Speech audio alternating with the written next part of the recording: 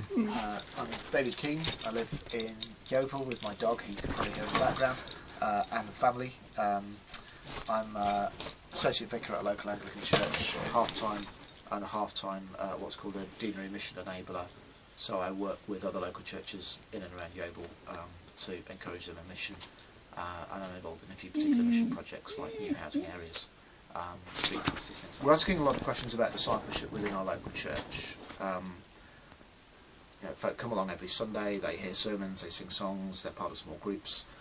Are they actually growing as disciples? Are we doing? At the heart of that is this idea of making disciples and equipping people to live the gospel 24 hours a day, 7 days a week. So we're starting to look at our teaching programme, we're looking at how our cell groups work, at mentoring, at what resources we use, how do we affirm people in the workplace, as well as on a wider level we're looking at how do we reach new housing areas. There's 3 estates being built around the edge of Yeovil, or just about to be built, 700-800 houses each.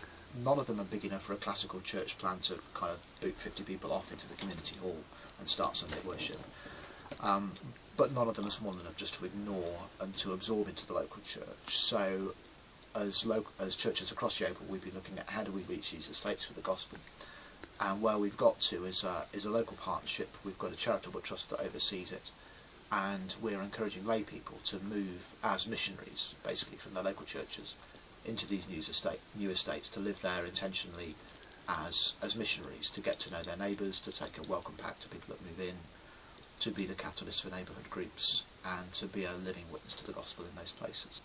It's very experimental. We've basically got no idea what we're doing. We're just kind of doing what we think God's nudging us to do at each stage. So we've got our first community missioner in the first new estate. He's getting to know people. Things are starting to happen there. 2 other estates that we're going to be recruiting for fairly soon. And yeah, I think we're just happy to, well, I don't know if we're happy to see what emerges, because it's like, oh, what are you doing, God? But it feels as though getting people in, Christians who are there deliberately to pray together, work together, work out what it means to be Christians in those places, that's the first stage, and then we just have to see what emerges out of that.